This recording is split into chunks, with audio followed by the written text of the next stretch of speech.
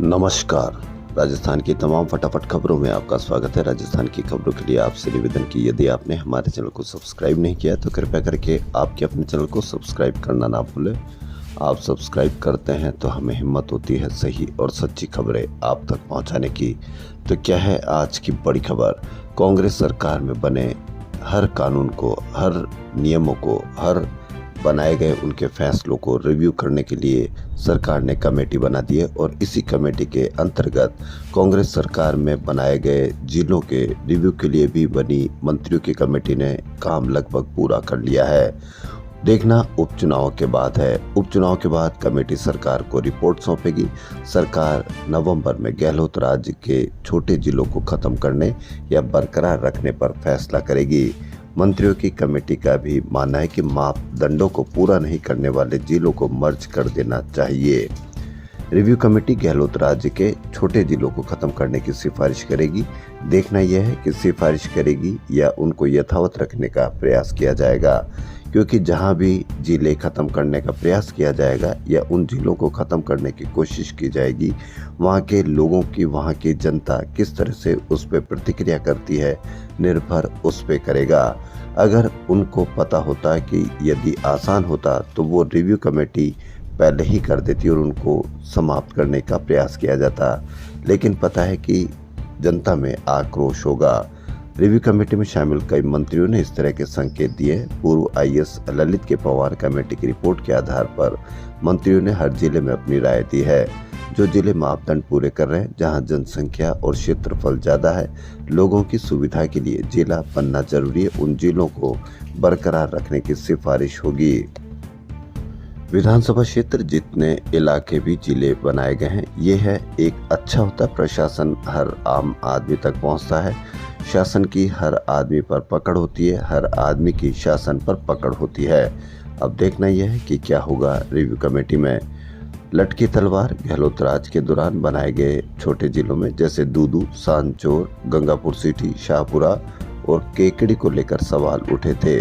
इन जिलों के इलाके बहुत छोटे हैं, उपखंड जितना ही इलाका है। इन्हें जिले बनाने पर विपक्ष में रहते हुए बीजेपी ने भी खूब सवाल उठाए थे।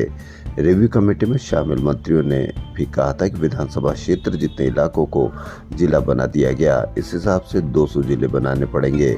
मंत्रियों की कमेटी ने रिपोर्ट में हर जिले पर अपनी सिफारिश देगी। अब देखना यह कि जिन जिलों को लेकर भाजपा ने सवाल उठाए थे, जैसे दूदू, सांचौर, गंगापुर सिटी, शाहपुरा और केकड़ी को लेकर, उनको समाप्त करेगी या उनको यथावत रखेगी।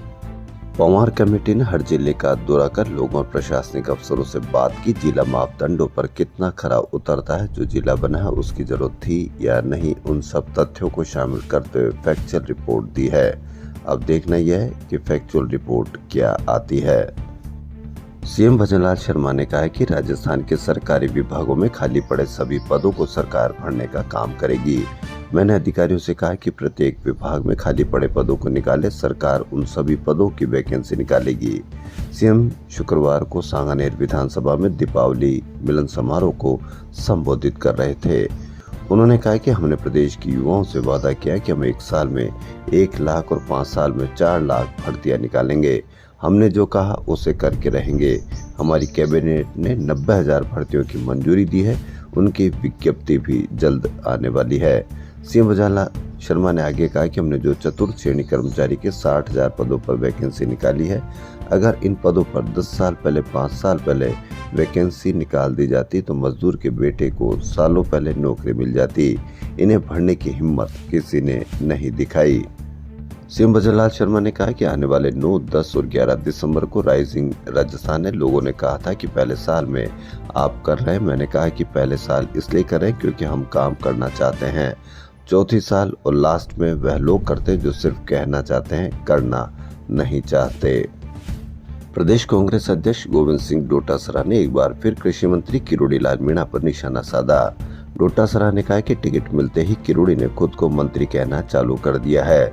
इसके पहले उन्होंने इस्तीफा दे दिया था और मंत्री भी रहे। दरअसल डोटासरा शुक्रवार को सीकर में नवलगढ़ रोड स्थित अपने आवास पर कार्यकर्ताओं से मुलाकात करने पहुंचे थे। यहां मीडिया से बातचीत के दौरान उन्होंने किरोड़ीलाल मीणा और भाजपा पर निशाना साधा। मंत्री एमएलए के काम नहीं हो रहे, जनता के क्या करवाएंगे।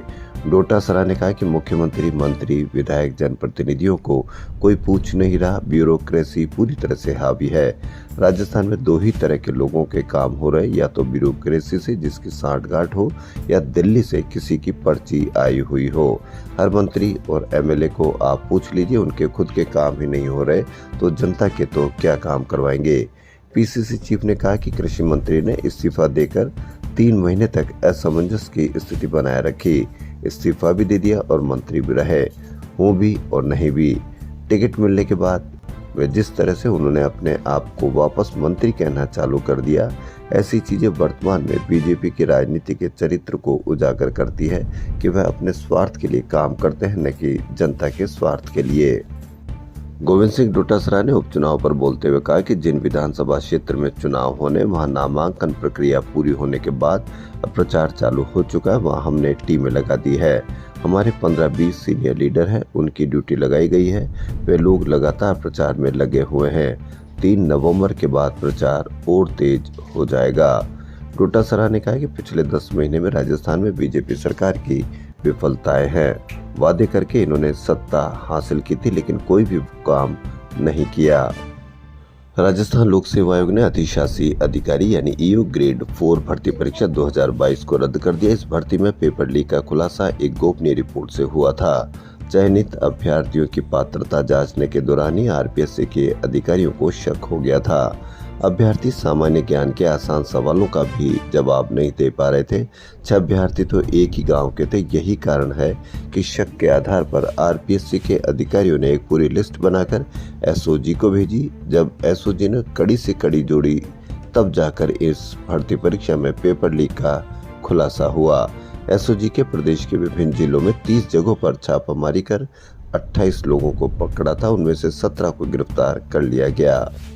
राजस्थान सरकार द्वारा शुरू की गई राजस्थान राज्य बीमा योजना यानी आरजीएचएस लाभार्थियों के लिए परेशानी का कारण बन गई है। यह दैनिक भास्कर की खबर बांसवाड़ा से।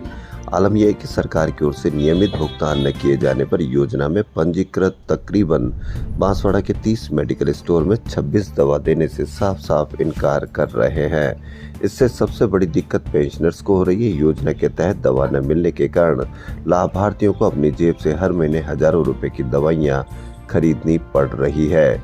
योजना को लेकर सरकारी कार्मिकों को बीते 1 वर्ष से निराशा ही हाथ लग रही है, जबकि इन कार्मिकों के द्वारा नियमित रूप से प्रत्येक माह योजना के नाम पर कटौती की जाती है। योजना के तहत विभिन्न आय वर्ग के आधार पर 265 रुपए से 875 रुपए प्रति माह के हिसाब से कटौती होती है। जयपुर से दिल्ली की दूरी अब महज 3 घंटे में पूरी हो जाएगी। जयपुर से बांदीकुई तक ग्रीनफील्ड एक्सप्रेस वे के लिंक का 83% काम पूरा हो चुका है। यह दूरी 67 किलोमीटर की है। नए साल में यहां ट्रैफिक शुरू होने की संभावना है।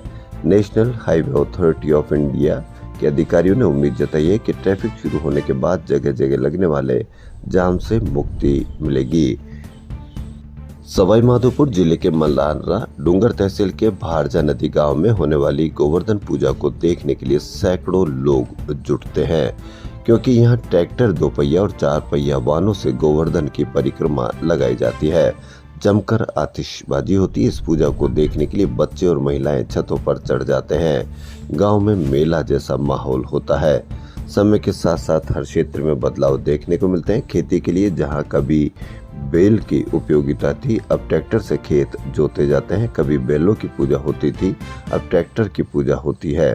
पूजा सदियों से जारी है, बस बैलों का स्थान वाहनों ने ले लिया।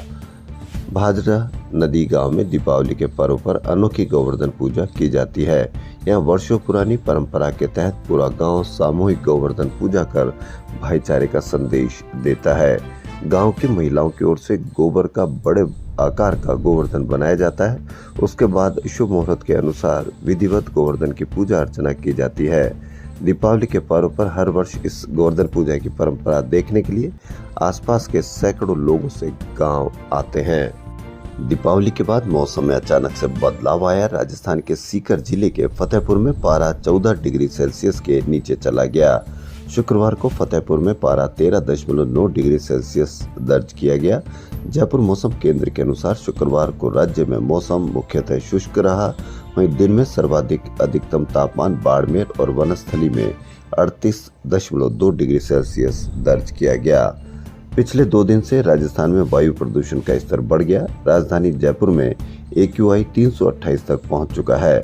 गुणवत्ता सूचकांक के अनुसार भिवाड़ी में AQI 302 दर्ज किया गया, जो बहुत खराब श्रेणी में आता है। लेकिन धर्म को बचाने के लिए पटाखे फोड़ना जरूरी है। ये आप सोशल मीडिया पर आप देख सकते हैं, जबकि पटाखों का आविष्कार कितने सालों पहले हुआ यह वो नहीं जानते। लेकिन चाहे वो दमे से खराब हो जाए, चाहे उनके श्वसन बीमारियां लग जाए, लेकिन उनको धर्म बचाना है। चाहे वो जिंदा बच पाएंगे या नहीं, पॉल्यूशन से बच पाएंगे या नहीं, आने वाली पीढ़ियां उनकी सुरक्षित रहेगी या नहीं, लेकिन उनको धर्म की रक्षा करने में अपनी पीढ़ियों को बचाना है। ये सोशल मीडिया पर आप देख सकते हैं। इसलिए धर्म को बचाने के चक्कर में वो चाहे AQI 328 हो, चाहे 628 हो, उनको धर्म की रक्षा करनी है। युवाओं की धड़कन पर राज करने वाले मशहूर सिंगर दिलजीत दोसांझ जयपुर पहुंच चुके हैं। 3 नवंबर को जयपुर के JECC ग्राउंड में कॉन्सर्ट का आयोजन होने वाला है। इसकी तैयारियां भी जोर शोर से चल रही है। हाल ही में दिल्ली में उन्होंने अपने कॉन्सर्ट में युवाओं को अपने गानों से पागल कर दिया था। अब वह जयपुर में अपने म्यूजिक से तहलका मचाने वाले हैं। बता दें कि दिलजीत दोसांझ के कॉन्सर्ट को लेकर बीजेपी विधायक बाल मुकुंद आचार्य ने आपत्ति जताई थी और कहा था कि ऊट-पटांग कॉन्सर्ट के बजाय सत्संग होना चाहिए। अब दिलजीत दोसांझ पिंक सिटी यानी जयपुर पहुंच चुके हैं। जयपुर एयरपोर्ट से उन्हें कड़ी सुरक्षा में जयपुर के होटल रामबाग पैलेस लाया गया। दिलजीत जयपुर में 3 दिन रुकने वाले हैं। दिलजीत दोसांझ अपने स्वैग के लिए जाने जाते हैं। वे काफी फनी अंदाज में रहते हैं और फैंस के लिए इसी अंदाज में जयपुर पहुंचने का एक वीडियो भी शेयर किया है, जिसमें वह फ्लाइट में बैठते दिख रहे हैं। जहां फ्लाइट में भी वह मजे करते दिखे, जबकि सुरक्षा के साथ वह होटल रामबाग पहुंचते हैं तो फनी अंदाज में वह होटल के अंदर पहुंचते हैं। उन्होंने वीडियो में अपने रहने की जगह भी दिखाई, जिसमें उन्होंने दिखाया कि उन्हें जयपुर में मजा आने वाला है और अपने फैंस को भी वह निराश नहीं करेंगे। राजस्थान की राजधानी जयपुर के यात्रियों के लिए एक परेशान करने वाली खबर, क्योंकि जयपुर से चलने वाली कुछ ट्रेनों को रद्द करने का फैसला भारतीय रेलवे ने लिया है। इसके तहत अब कुछ ट्रेन 2 महीने के लिए रद्द होंगी, जबकि दर्जन भर ट्रेनों के रूट में बदलाव किया जाएगा। हालांकि ये प्रक्रिया नवंबर के अंतिम हफ्ते से शुरू होने वाली है। रेलवे की ओर से जारी सूचना के अनुसार जयपुर रेलवे की डेवलपमेंट का काम और तेजी से किया जाएगा। ऐसे में 29 नवंबर से ट्रेन रद्द और रूट में बदलाव किया जाएगा। ये काम करीब 2 महीने तक चलने वाला है। ऐसे में 29 नवंबर से 13 जनवरी तक जयपुर से ट्रेन सफर करने वाले यात्रा करने से पहले ट्रेन की स्थिति के बारे में जरूर जानकारी कर ले। जिन यात्रियों ने एडवांस में टिकट की बुकिंग की है, उनके लिए परेशानी बढ़ने वाली है।